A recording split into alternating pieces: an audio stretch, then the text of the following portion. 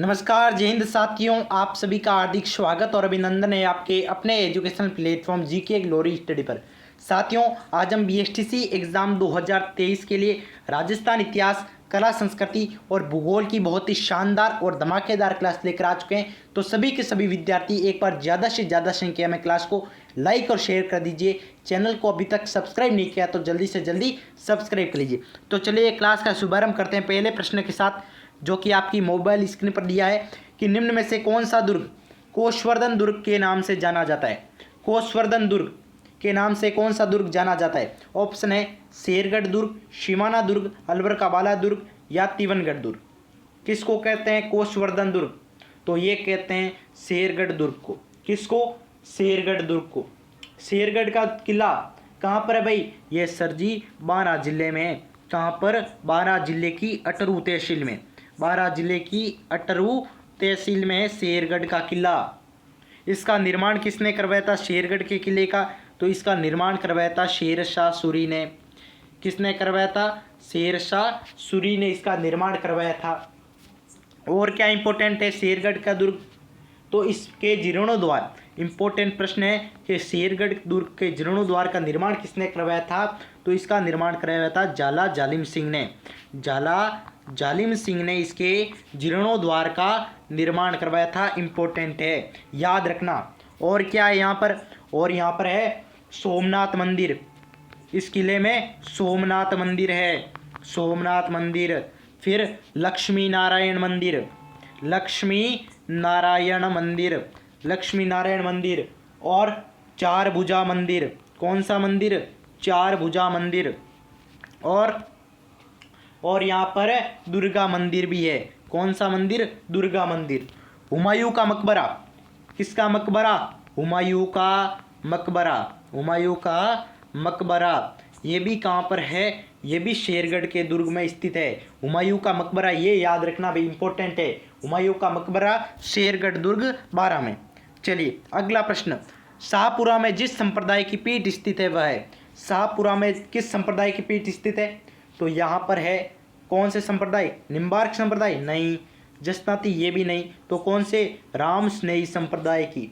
राम स्नेही संप्रदाय, जिसके संस्थापक कौन थे? रामचरण जी। रामचरण जी इसके संस्थापक थे। किसके? राम स्नेही संप्रदाय के। राम स्नेही संप्रदाय की पीठ को कहते हैं राम द्वारा। क्या कहते हैं? इनकी पीठ को कहते हैं राम द्वारा। क्या कहते हैं? राम द्वारा। ठीक है। शाहपुरा, शाहपुरा में एक फूलडोल का मेला लगता है। कौन सा मेला? फूलडोल का मेला। फूलडोल मेला कहाँ लगता है? शाहपुरा में लगता है। कब लगता है भाई फूलडोल मेला? तो ये लगता है चैत्र कृष्ण एकम से पंचमी तक। चैत्र कृष्ण एकम से पंचमी तक। ठीक है। चलिए, राजस्थान की सबसे छोटी रियासत कह सकते हैं शाहपुरा को। राजस्थान की सबसे छोटी रियासत, सबसे छोटी रियासत कौन सी है? शाहपुरा है। क्लियर। चलिए अगला प्रश्न क्या कहता है कि मारवाड़ का प्रताप किसे कहा जाता है? मारवाड़ का प्रताप, मारवाड़ का प्रताप कहते हैं रावचंद्र सेन को। रावचंद्र सेन को। और राव मालदेव, जिसको कहते हैं हस्मत वाला शासक। हस्मत वाला शासक, हस्मत वाला शासक कहते हैं राव मालदेव को। इंपॉर्टेंट पॉइंट है भाई, याद रखना। राव मालदेव को हस्मत वाला शासक कहते हैं। किसने कहा था? फारसी इतिहासकारों ने कहा था। रावचंद्र सेन, इनको मारवाड़ का प्रताप कहते हैं। और इनको क्या कहते हैं? और इनको कहते हैं मारवाड़ का भूला बिसरा राजा। मारवाड़ का भूला बिसरा राजा। भूला बिसरा राजा मारवाड़ का। कौन? रावचंद्र सेन। हस्मत वाला शासक कौन? राव मालदेव। चलिए अगला प्रश्न, बीकानेर के लहरिया व मोंडे प्रसिद्ध है। तो सांगानेर के क्या प्रसिद्ध है? सांगानेर के क्या प्रसिद्ध है भाई? अजरक प्रिंट। अरे नहीं सर, अजरक प्रिंट तो बाड़मेर के है भाई। अजरक प्रिंट तो बाड़मेर के है। और आज जाजम, सर आजम और जाजम प्रिंट तो चित्तौड़गढ़ के हैं भाई। आजम और जाजम चित्तौड़गढ़ के हैं। ठीक है। फिर सांगानेरी प्रिंट, बिल्कुल सांगानेरी प्रिंट हो जाएगा अपना आंसर। और कशीदाकारी, ये कहाँ का है भाई? कशीदाकारी कशीदाकारी है बाड़मेर और जैसलमेर का। बाड़मेर और जैसलमेर का है कशीदाकारी। एक बात बताना भूल गया कि अजरक प्रिंट में कौन सा रंग प्रयुक्त होता है भाई? अजरक प्रिंट में इसमें लाल और नीला रंग प्रयुक्त होता है, लाल और नीला। अगला प्रश्न, राजस्थान का भीष्म किसे कहा जाता है? राजस्थान का भीष्म कहते हैं कुंवर चुंडा को। किसको? कुंवर चुंडा को राजस्थान का भीष्म कहते हैं। राजस्थान प्राच्य विद्या प्रतिष्ठान की स्थापना कब और कहाँ हुई? राजस्थान प्राच्य विद्या प्रतिष्ठान की स्थापना, इसकी स्थापना हुई थी 1951 जोधपुर में, सन 1951 जोधपुर में, ऑप्शन नंबर सी। चलिए अगला प्रश्न, निम्न में से रणथंभौर दुर्ग में नहीं है। रणथंभौर दुर्ग में नहीं है। नौलखा दरवाजा है, अमीर महल भी है, 32 खंभों की छतरी ये भी है, 84 खंभों की छतरी ये नहीं है। 84 खंभों की छतरी है बूंदी में। कहाँ पर है? बूंदी में है 84 खंभों की छतरी। ठीक है, चलिए अगला प्रश्न, निम्न में से कौन से लोक देवता की माता मेणादे थी? मेणादे किसकी माता का नाम था? मेणादे बताओ। मेणादे किसकी माता का नाम था? गोगा जी, पाबू जी, रामदेव जी, अमलीनाथ जी। तो ये था रामदेव जी की माता का नाम। रामदेव जी की माता मेणादे। पिता कौन थे? अजमाल जी। अजमाल जी थे पिता, माता थी मेणादे, पत्नी का नाम था नेतलदे। पत्नी कौन थी? नेतलदे। नेतलदे जो कहाँ की थी? अमरकोट की थी। अमरकोट की दलजी सोडा की पुत्री थी। कौन? नेतलदे। अमरकोट के दलजी सोडा की पुत्री नेतलदे से इनका विवाह हुआ था। किनका? रामदेव जी का। रामदेव जी का जन्म हुआ था बाड़मेर जिले की शिव तहसील के उंडू काश्मीर गांव में। बाड़मेर की शिव तहसील उंडू काश्मीर गांव में, उंडू काश्मीर गांव में हुआ था, बाड़मेर में। ठीक है, माता इनकी थी मेणादे, पिता थे अजमाल जी, विवाह इनका हुआ था अमरकोट के दलजी सोडा की पुत्री के साथ। इनकी समाधि जो है वो है रामदेवरा में। कहाँ पर? रामदेवरा कह सकते हैं या रुणीचा, जहाँ प्रतिवर्ष भाद्रपद शुक्ल द्वितीया को मेला भरता है। कब? भाद्रपद शुक्ल द्वितीया को इनका मेला भरता है। रामदेव जी जिन्हें हिंदू और मुसलमान दोनों धर्म पूजते हैं। ठीक है, और रामदेव जी को श्री कृष्ण का अवतार कहते हैं। श्री कृष्ण का अवतार माना जाता है रामदेव जी को। अब भाई एक मैं थाने रामदेव जी के बारे में प्रश्न पूछूं कि रामदेव जी कौन से पंथ की स्थापना की? कोई बता सके भाई? कमेंट करो। रामदेव जी ने किस पंथ की स्थापना की थी? तो इन्होंने की थी भाई। चलो एक बार आप कमेंट करो सब लोग, देखूं जरा किसमें कितना है दम। कमेंट करो भाई। तो चलो कमेंट कर दिया। अब मैं बताता हूँ, रामदेव जी ने की थी कामड़िया पंथ की स्थापना। किस पंथ की स्थापना की थी? कामड़िया पंथ की स्थापना की थी। अगला प्रश्न, राजस्थान में वार्षिक शीतकालीन उत्सव कहाँ मनाया जाता है? वार्षिक शीतकालीन उत्सव ये मनाया जाता है माउंट आबू में। कहाँ पर? Option number A, mount Abu में। कौन सा हवाई अड्डा भारतीय हवाई अड्डा प्राधिकरण द्वारा संचालित नहीं है? भारतीय हवाई अड्डा प्राधिकरण द्वारा संचालित नहीं है। कौन सा नहीं है भाई? जोधपुर का? नहीं। जयपुर का? बिल्कुल जयपुर हवाई अड्डा। ठीक है, जयपुर। चंद्रभागा पशु मेला किस जिले में भरता है? चंद्रभागा पशु मेला ये भरता है झालरापाटन झालावाड़ में। कहाँ पर? झालावाड़ के झालरापाटन में। झालरापाटन झालावाड़ में भरता है। निहाल टावर कहाँ स्थित है और ये क्या है? निहाल टावर ये धौलपुर स्थित घंटाघर है। धौलपुर स्थित घंटाघर, निहाल टावर धौलपुर का घंटाघर। अंग्रेजों द्वारा मेवाड़ भीलकोर की स्थापना किस वर्ष की गई? मेवाड़ भीलकोर इसकी स्थापना की गई थी 1841 में। ऑप्शन में नहीं है लेकिन 1841 में मेवाड़ भील कोर की स्थापना की गई थी, जिसका मुख्यालय कहाँ था भाई? मुख्यालय था इसका खेरवाड़ा में। कहाँ पर? खेरवाड़ा, उदयपुर। इसका यहाँ क्या था? मुख्यालय था। मेवाड़ भील कोर के तहत मेवाड़ के जो भील क्षेत्र है उसमें 2 छावनियाँ स्थापित की गई थी। कितनी छावनियाँ? 2 छावनियाँ। पहली कौन सी थी? पहली थी खेरवाड़ा। दूसरी कौन सी थी? दूसरी थी कोटड़ा। ठीक है, चलिए। इसकी स्थापना 1841 में, मुख्यालय था खेरवाड़ा, उदयपुर में। अगला प्रश्न, 1857 के स्वतंत्रता संग्राम के समय मेवाड़ का पॉलिटिकल एजेंट कौन था? मेवाड़ का पॉलिटिकल एजेंट 1857 के समय वो था मेजर सावर्स। मत्स्य संघ का वृहत राजस्थान में विलय कब हुआ? मत्स्य संघ का वृहत राजस्थान में विलय हुआ था 15 मई 1949 को। 15 मई 1949 को। किस समिति की सिफारिश पर? शंकर राव समिति की सिफारिश पर। शंकर राव देव समिति की सिफारिश पर हुआ था। ठीक है। और वृहत राजस्थान का मुख्यमंत्री किसे बनाया गया? तो ये बनाया गया था हीरालाल शास्त्री को वृहत राजस्थान का मुख्यमंत्री बनाया गया था। अगला प्रश्न, इसरदा सिंचाई परियोजना कहाँ स्थित है? इसरदा सिंचाई परियोजना तो ये स्थित है टोंक और सवाई माधोपुर में। टोंक और सवाई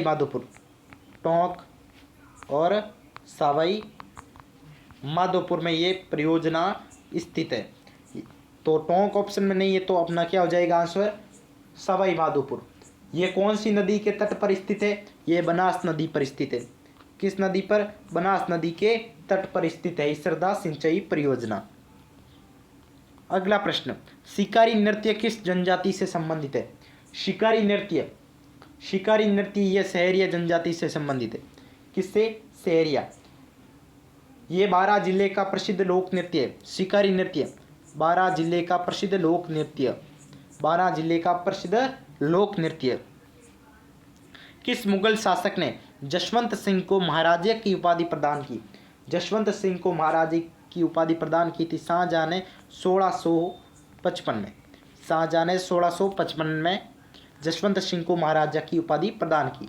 भीलों के कमरों के बाहर स्थित बरामदे को किस नाम से जाना जाता है? पाल, बोलावा, डहालिया, कू। देखिए, पाल तो कहते हैं भीलों में किसको? भीलों की जो बस्ती होती है, भीलों की बस्ती को पाल कहते हैं। भीलों की बस्ती को क्या कहते हैं?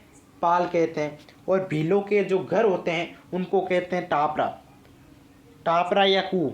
भीलों के घरों को कहते हैं टापरा कह दो, या कू भी कह सकते हैं। टापरा या कू, ये कहते हैं भीलों के घरों को। ठीक है ना। तो बरामदे को क्या कहते हैं? डहालिया। क्या कहते हैं? डहालिया। और राजस्थान की सबसे प्राचीन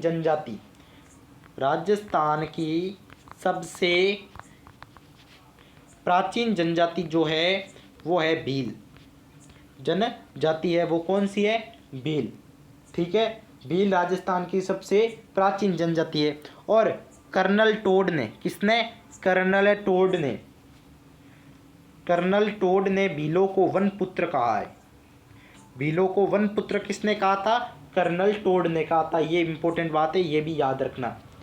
ठीक है, चलिए अगला प्रश्न, सुर्खी आभूषण शरीर के किस भाग पर पहना जाता है? सुर्खी आभूषण कान, गला, सिर या नाक?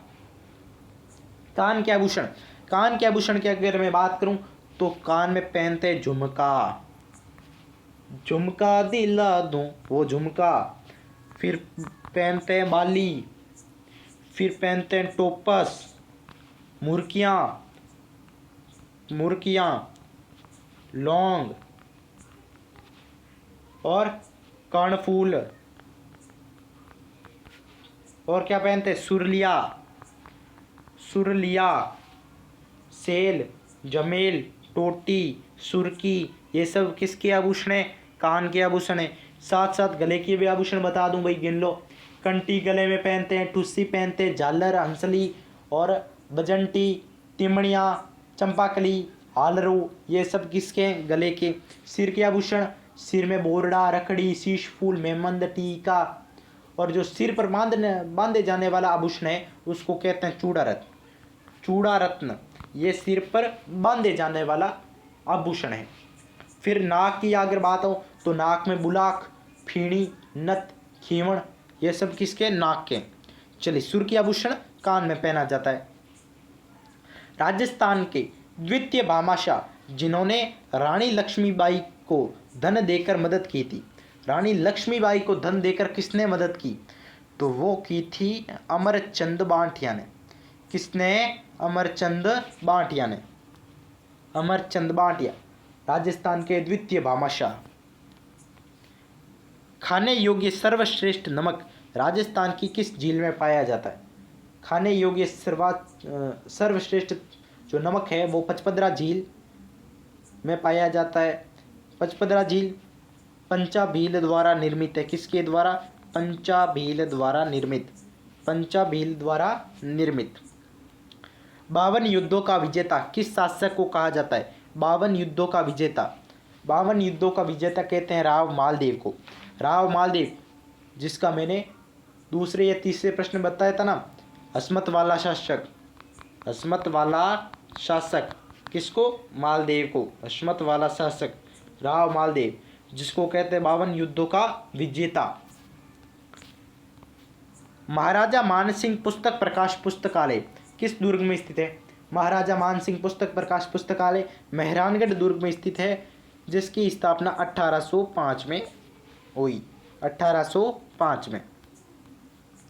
राजस्थान के एकमात्र पक्षी चिकित्सालय, एकमात्र पक्षी चिकित्सालय ये जयपुर में है। इंपॉर्टेंट है, मोस्ट इंपॉर्टेंट प्रश्न है यही है, एकमात्र पक्षी चिकित्सालय जयपुर में। और राजस्थान का जो राज्य पक्षी है, कौन सा है राजस्थान का राज्य पक्षी? ये बताओ मुझे, राजस्थान का राज्य पक्षी कौन सा है? राज्य पक्षी कौन सा है? गोडावण है। गोडावण है राजस्थान का राज्य पक्षी, जिसको क्या कहते हैं? Great Indian bustard. Great Indian bustard. Great Indian bustard.